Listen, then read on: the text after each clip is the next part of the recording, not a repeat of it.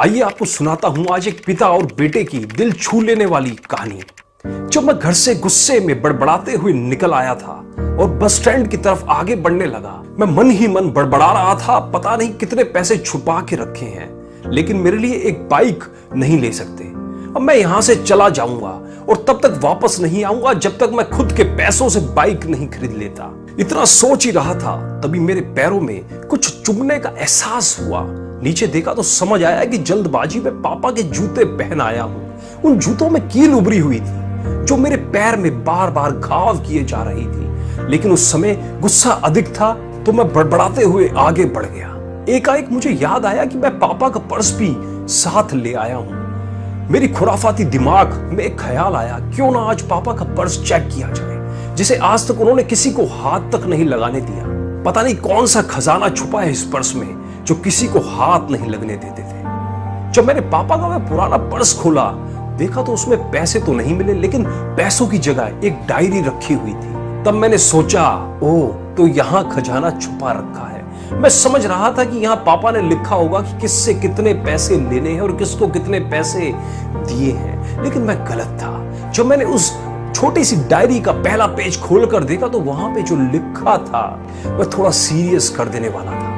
Diary में जो लिखा था उसे पढ़ने के बाद मेरे चेहरे पर जो एक्सप्रेशन थे वो गायब हो गए थे, क्योंकि डायरी में वैसा कुछ नहीं लिखा था जैसा मैं सोच रहा था। वहां पर उन पैसों का हिसाब लिखा हुआ था जो अलग अलग कामों के लिए अलग अलग लोगों से उधार लिए गए थे। उस लिस्ट में कंप्यूटर के नाम पर भी पैसे लिए गए थे। कुछ यूं लिखा था, 50,000 बेटे के कंप्यूटर के लिए।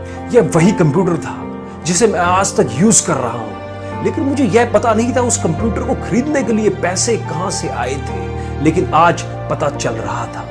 मुझे आज भी याद है, जब मैंने पहली बार कैमरे के लिए जिद की थी तो मेरे पापा ने मुझे 2 हफ्ते बाद मेरे बर्थडे पर ला कर दिया था, जिसे देखकर मैं बहुत खुश हुआ था। और मुझे खुश देखकर मुझसे कहीं ज्यादा अगर कोई खुश था तो वह थे पापा। और मेरे चेहरे से गुस्सा एकदम गायब हो गया था। जब मैंने आगे के पन्ना पलटा तो वहां पर कुछ विशेष इच्छाएं लिखी हुई थी। पहली जो विश थी उसमें जो लिखा हुआ था, अच्छे जूते पहनना। यह बात मेरे कुछ समझ नहीं आई। तभी मेरे पांव अचानक सड़क पर भरे हुए पानी पर जा पड़े और तभी मेरे पांव में कुछ गीलापन होने सा एहसास हुआ। जब मैंने जूता उतार कर देखा तो उसका तला टूटा हुआ था। यह देखकर मुझे डायरी में लिखी हुई बात याद आ गई। तभी मुझे माँ पापा की कई बातें याद आ रही थी कि कैसे माँ जब कहा करती थी पापा से, अब तो जूते पुराने हो गए हैं, नए ले लीजिए, तो पापा अक्सर यह कहकर टाल दिया करते थे कि जूते अभी और चलेंगे, अभी कुछ दिन पहले ही तो लिए थे। मुझे आज समझ आ रहा था कि कितने दिन और चलेंगे। साथ ही साथ यह भी समझ आ रहा था कि पापा पर्स को क्यों छुपाए रखते थे। तभी उस डायरी को पढ़ते हुए बस स्टैंड पर बड़ी बेंच पर आकर बैठ गया। अब उस डायरी का आखिरी पन्ना बचा हुआ था। उस पन्ने को जब मैंने पलट कर देखा तो वहां कल की डेट लिखी हुई थी। तारीख के नीचे लिखा हुआ था 50,000 रुपए बाइक के लिए। बस इतना पढ़ा और दिमाग सन सा हो गया और मेरे मन में कोई गिला शिकवा नहीं बचा था। बस मेरी आंखों से आंसू चल रहे थे। मुझे आज तक नहीं पता कि मैं रोए क्यों जा रहा था।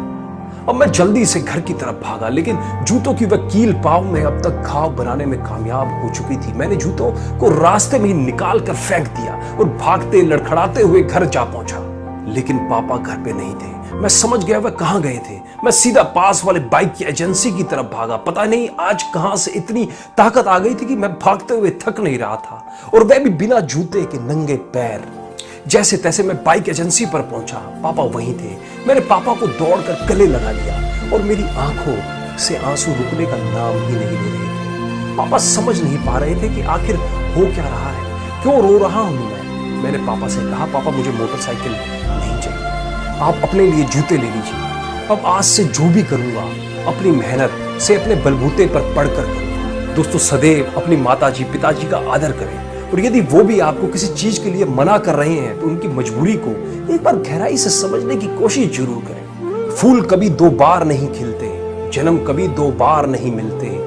मिलने को तो 1000 लोग मिल जाते हैं, पर हजारों गलतियां माफ करने वाले माँ बाप नहीं मिलते। कहानी अच्छी लगी हो तो अपने दोस्तों में, रिश्तेदारों में, अपने फेसबुक वॉल पे, अपने व्हाट्सएप ग्रुप में इस कहानी को ज्यादा से ज्यादा शेयर करें, जिनसे लोग भी अच्छा कार्य करने के लिए प्रेरित हो सके। और आप अपने जीवन में क्या क्या अच्छा कार्य करते हैं हमें कमेंट के माध्यम से जरूर बताइएगा। धन्यवाद।